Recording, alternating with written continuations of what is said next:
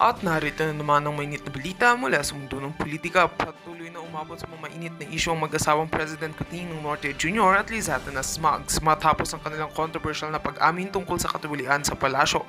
Ang mga isyong ito ay nagsimula ng ilabas ang ilang mga dokumento at testimonya na may kinalaman sa di umano'y mga iligal na transaksyon sa loob ng Administrasyong Marcos. Sa isang pagdinig sa Senado, inamin ng Pangulo at ng kanyang asawa na may ilang mga transaksyon na nangyari sa palasyo na maaaring magsanhi ng mga paglabag sa batas. Ayon sa kanilang pahayag, may ilang hindi otorisadong pagkilos na naganap, ngunit iginiit nila na hindi nila ito personal na pinangunahan. Sa kabila ng kanilang pahayag, dumaan sa matinding pagsusuri ang kanilang mga sagot mula sa mga miyembro ng Kongreso na nagdududa kung ito nga pa ay isang simpleng pagkakamali lamang o isang sistematikong katiwalian. Dahil dito, agad na nagsampa ng mga kaso laban sa mag-asawang ilang mga posisyon at grupo ng mamamayan. Ipinahayag ng mga kritiko na ang kanilang mga pag-amin ay hindi sapat upang mapawalang sala sila sa mga akusasyon ng malawakang katiwalian. Ayon sa mga abogado ng mga nagsampang kaso, ang mga pahayag ng mag-asawa ay naglalantad ng malalim na problema sa kanilang pamamahala at dapat silang managot sa mga posibleng pinsalang dulot ng kanilang mga aksyon. Sa kabilang banda ay pinahayag ng Malacanang na nakahanda ang Pangulo at ang kanyang asawa na makipagtulungan sa mga investigasyon at tiyakin na ang lahat ng proseso ay ayon sa batas. Pinagtibay ng mga tagapagsalita ng administrasyon na walang kasalanan ng mag-asawa sa mga paratang at wala silang itinatagong anuman. Gayunpaman, patuloy ang paglaki ng pressure mula sa mga mamamayan at mga grupo na naghahangad ng mas malalim na investigasyon at pananagutan. Samantala, ang mga eksperto sa larangan ng batas ay nagbigay ng kani-kanilang opinyon hinggil sa sitwasyon. Ayon sa ilan ng mga kasong isinampa laban sa mag-asawa ay maaaring magtagal ng ilang taon bago marating ang ilang desisyon. Ang ilan naman ay nag-aalala na ito ay maaaring magdulot ng political instability sa bansa na magpapadala sa mga problemang kinakaharap ng Administrasyong Marcos. Habang patuloy ang mga legal na proseso, isang malaking tanong ang nananatili. Magagawa kaya ng mag-asawa na malpasan ng mga kasong ito at muling manumbalik ang tiwala ng publiko? At yan nga ang mga balitang ating pagkakatutukan, at kung bago ka pa lamang sa aking channel ay huwag kakalimutang mag-like, share and subscribe para updated ka sa aming mga bagong balita dito sa Tatak Pinas.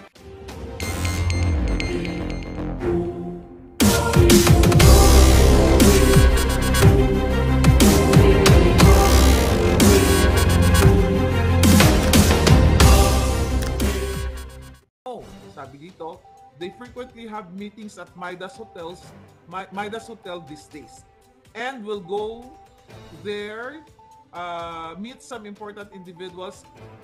Okay? Sabi niya dito, ano pa dito? Tambaluslos is secretly arranging operation with ICC, though our country didn't join ICC, and Bangag recently also claimed that our government will not cooperate the investigation of ICC. Okay?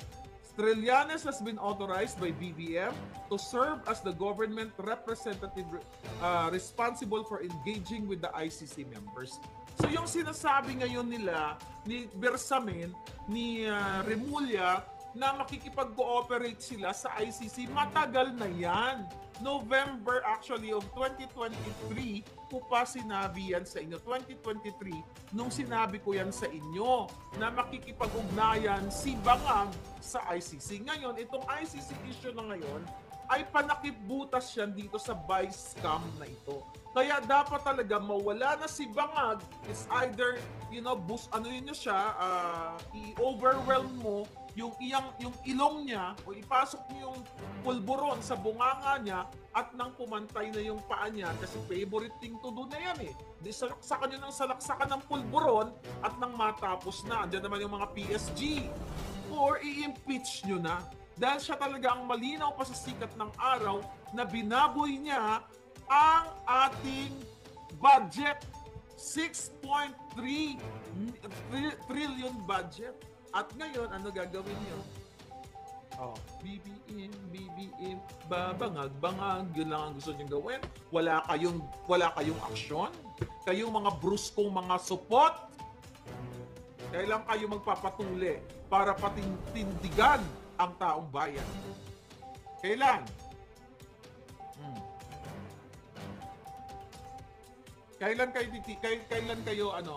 kayo titindig? Sabi ni Ami, si Santos, si PRRD, di takot sa ICC. Hindi naman takot yan eh. Kaya sabi ko, subukan ninyo, di padampot ninyo. Tignan ko lang yung ICC na yun kung hanggang saan ang tapang na mga yan. Mag-resign ka na bangag, sabi ni Chris Stevenson. Hindi yan magre-resign actually, mga kababayan. Imagine nyo, mga palangga, gagamit na naman sila ng ICC. Sabi nga ni Attorney Vic Rodriguez, yung ginawa nila ay lumabag sila sa falsification of legislative document. At dapat talaga ito ay parusahan ang mga hayop. Tingnan mo, hindi nagsasalita. Takot na takot magsalita si Kimbo. Yung hayop na yan, ginawa pa siyang bagong chairwoman ng Committee on Appropriations. Ano yan? Pag ayaw nilang sumagot, hindi sila sasagot, pero kumakamkam sila ng pera ng taong bayan. Trabaho nila, tungkulin nila na magpaliwanag kung bakit blanco ang BICAM report.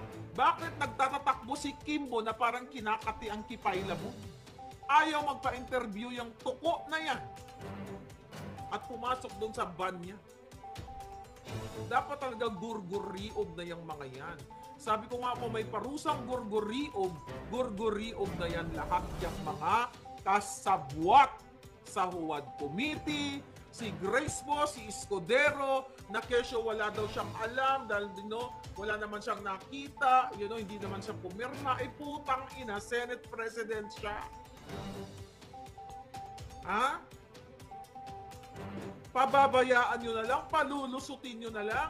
Ulit-ulitin natin, kung ikaw ay mahuli ng kapirasong sardinas, 3 lata, 5 latang sardinas, 2 kilong bigas, pag nahuli ka, binubugbog ka pa ng mga tiwaling pulis, ha?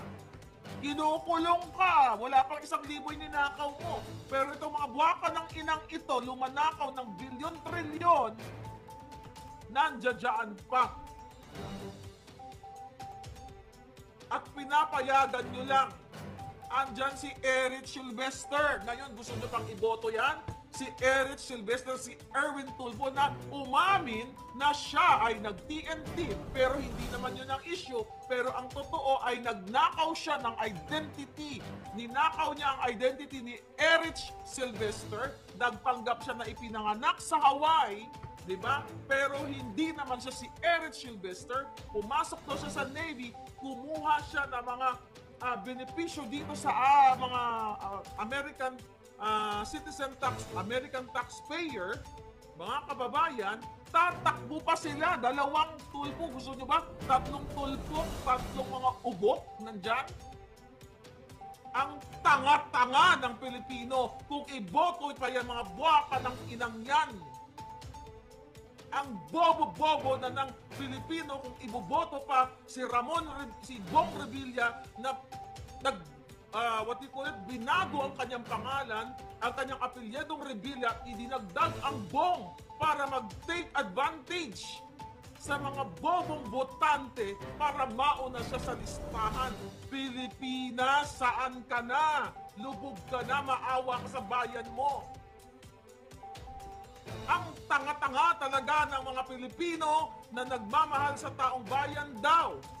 Pero pumapayag na adik ang presidente nila.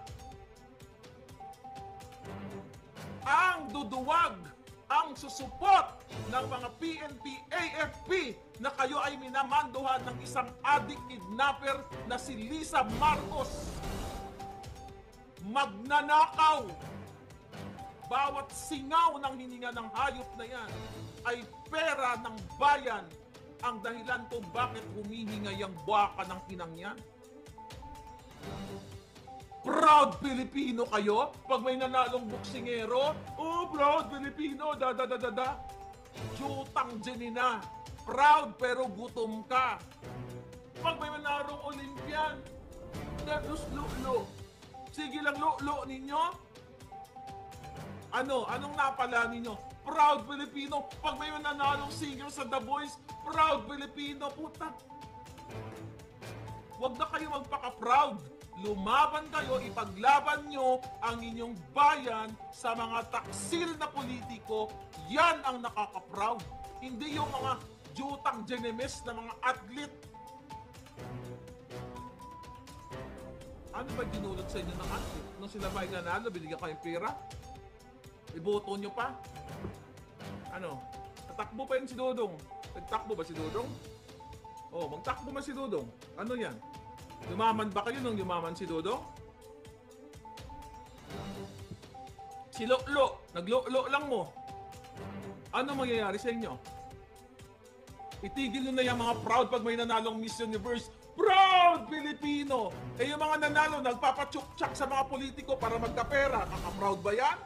Kaya ako wala na ako amor sa mga ano dyan. Hindi man lahat. May mga matino-tino pang punti dyan. Tapos ngayon sa politika, nakita nyo na, binababoy na ang budget. Kaya patuloy na binabaha kayo dyan. Nakaka-proud ba yan? Na wala kayong mga boses, wala kayong mga bayag. Tangina, nakakaya maging Pilipino sa panahon ngayon. O ano, nakaka-proud ba yan? O, tapos, pag yung mga anak ninyo, anong ituturo ninyo? Yung mga anak nyo ngayon, pa konyo-konyo, pa English, gutom naman. Pa konyo-konyo, pa islang-islang na lang tayo. Pag nag-aral sa private school, parang very Briton, katulad ng mga anak ni Lisa Panas, na mga addictus. Ang pamilya niya addict, gusto nyo, nag-enjoy kayo, very British, nye. Tapos mga addictus, wisit. Kailan kayo tikikilos? Kayong mga Catholic na kapwa ko, meron kayong moral obligation, kayong mga pare. Hindi naman lahat, may mabait na mga father dyan. Father, mga babait, I love you, father. Pero yung mga tiwali, saan kailan kayo kikilos? Hindi nyo ba nakikita, paglabas nyo sa bahay ninyo, ang krimen? Kayo mga sundalo, okay lang sa inyo yung ginorgor yung kapwa ninyo, tapos binidyo. Nakikita nyo nasusunog? I don't know, hindi ko alam. May nasusunog ba dun sa truck na bangkay? Oh, ganyan ba ang bagong Pilipinas? Ang mga sanggol, nagugurgor ang mga liog. Ang mga, I think, 2 weeks ago, ang elderly natin, lola na, chinukchak ng mga addictus. Dahil hindi binibigyan ng pagpapahalaga ni Bangag ang mga isyu sa lipunan katulad ng pulboronic issue dahil sila mismo ay sangkot sa kartel na yan. Sila ang sumisira sa buhay ninyo every single day. Kayo hindi makalabas, makapasyal man lang sa local na pasyalan within the Philippines dahil demonyo ang gobyerno ninyo. Patuloy na ninanakaw ang pera ninyo. Proud kayo? Alam mo, pwede ko lang sabihin kay, kay Lolo Trump, nasakupin doon, papasakop ko na talaga kayo. Bakit? Bakit ko nasasabi yan? Ako ba ay, tawag dito, hindi marunong tumingin sa pinanggalingan o sa pinanganakan? Ano ba nilalaban natin? Magkaroon ng, lagi nyo naririnig yan kalayaan. Meron tayong sariling soberenya, mga kadyutahang, mga motherhood statement. Ipaglaban natin ang ating sarili sa mga banyaga na mga mapang-api. Sino unang nang-api sa inyo? Ang presidente nyong addict. Ang first lady nyong kidnapper. Magkilos-kilos na kayo. Ipagtanggol nyo ang bansa nyong Pilipinas. Dahil pag hindi nyo pinagtanggol, sasakupin ko kayo. I'm serious. Nagkapangyari lang, sasakupin ko na kayo. Why? Bakit ko kayo sasakupin? Para yung mga resources natin sa Pilipinas, di ba? Yung ating kayamanan, ginto, gas, what do you call it? Lamang dagat, lahat ng mga resources natin. Hindi lang napupunta ang income niyan sa mga politiko. Kundi, dapat nakikinabang ang taong bayan. Merong mga proyekto para sa inyo.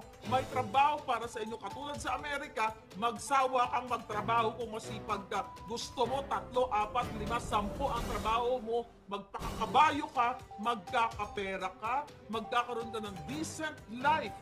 dahil masipag ka.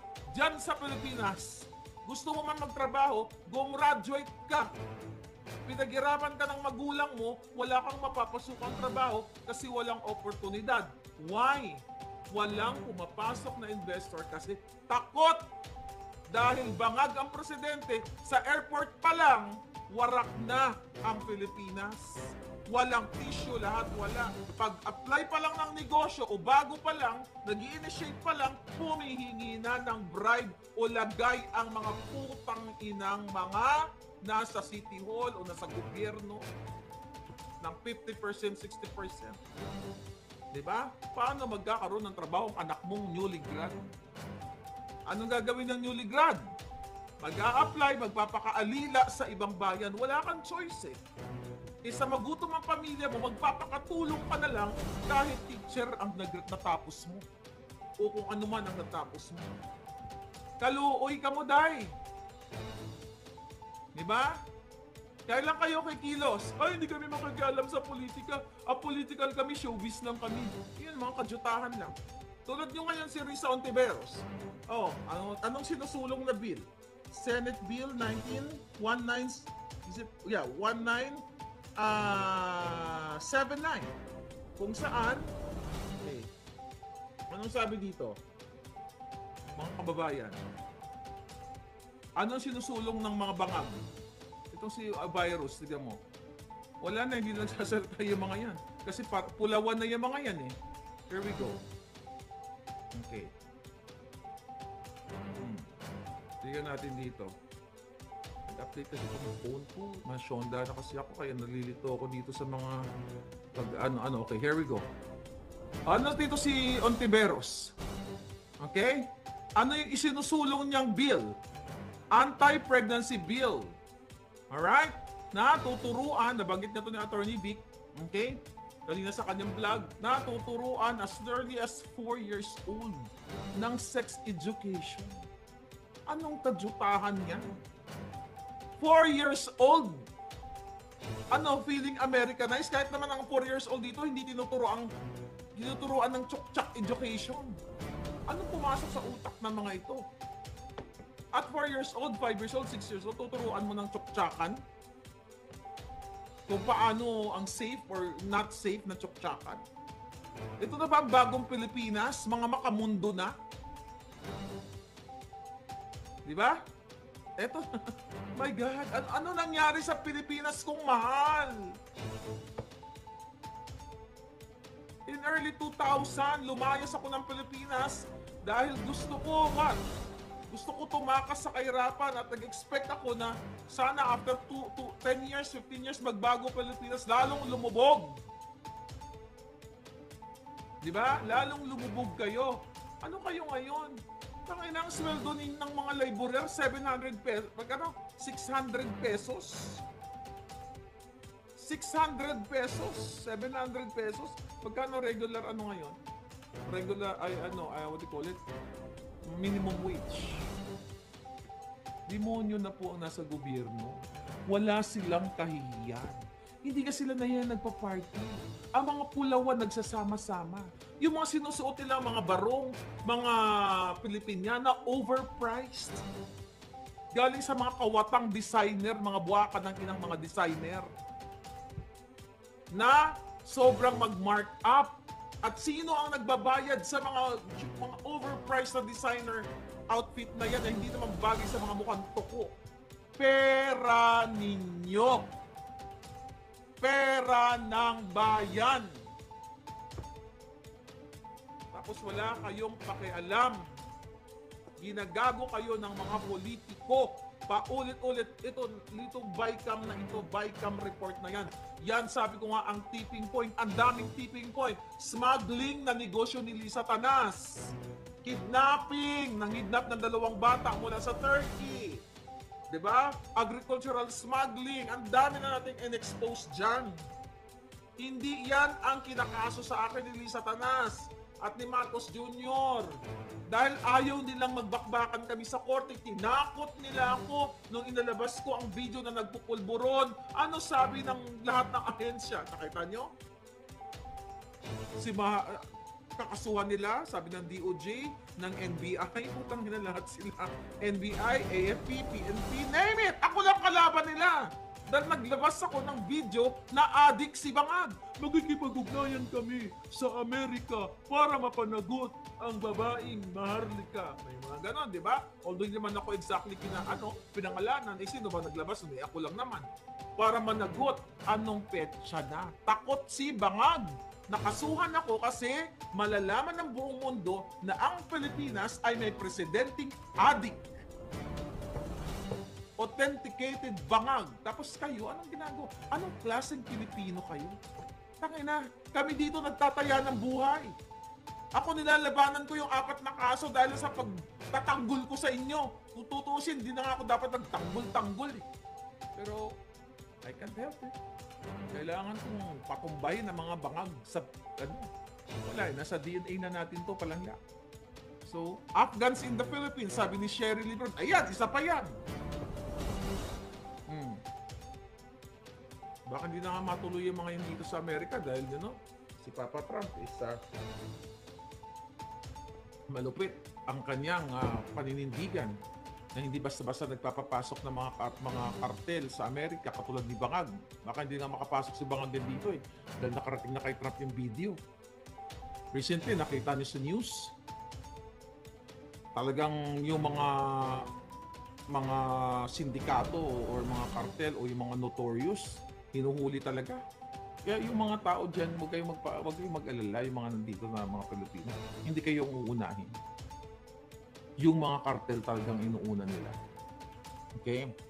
Dapat men in uniform, kilos na kayo, dapat persahan, wala nang peaceful rally, sabi ni Lilibet Pills. Okay?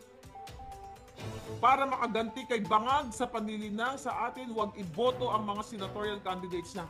Yes, huwag niyong iboto. Imagine nyo, boboto niyo si Tulfo, mga Tulfo. Anong itutulong ng mga hayop na yan? Di ba ngayabang na mga yan? Hindi naman nila kayang banggain ang adik. Ang kaya lang nilang ipahiya, ulitin ko, yung mga away mag-asawa. Yung mga domestic fight na wala naman silang kinalaman doon. Kaya ulitin ko, kayo ha, huwag kayo na magsumbong-sumbong kay Tulfo, mahiya eh. Pahiya nyo lang yung inyong mga problema sa buhay. Tapos after 1 week, magbati-bati na rin kayo ng asawa ninyo. Huwag kayong magpatulpo dahil pinagkikitaan lang kayo, magpamarlika na lang kayo. Diba? My God. Nagpunta sila Senator Risa, grabe ang boon dito sila sa Cebu sinulog. Tapos sigaw ay Duterte nung January 19 Sunday, sabi ni Lodi Petmalu. Sabi ni Rebecca Arena, sumisingot din malamang yang may pakana ng sex education for 4 years old. Nagpapamutsa-tsa sa mga US lefties na ang purpose, sirain ang sarili nilang bayan at sex education advocate susunod na naman. Yun na nga mga kababayan. Sabi ni Cotton Fintama, nagsimula na ang ICE sa Massachusetts. Sa Chicago, may nakita din ako palangga. Yan dapat, grabe. Kailangan mo lang kasi i-implement ang batas eh. Diba? Katulad kay Bangag, katulad kay Pangulong Duterte. Diba? Yung war on drugs. Ngayon si Bangag, mayroon ba siyang nasaan na yung driver ng alitagtag? Nahulihan ng 1.8 tons, naging 1.6, naging 1.4, naging 1.2. Now, nada. Baka nirepack na at ibinenta na ni Lisa yun sa kanto-kanto ninyo. Yung pulburo na yon. Nagtuloy ba ang investigation? Sa mga na yun, pulburonic na yun, wala na rin naman tayo narinig kay Senator Bato. Dapat yung mga senador ngayon umalmas sila.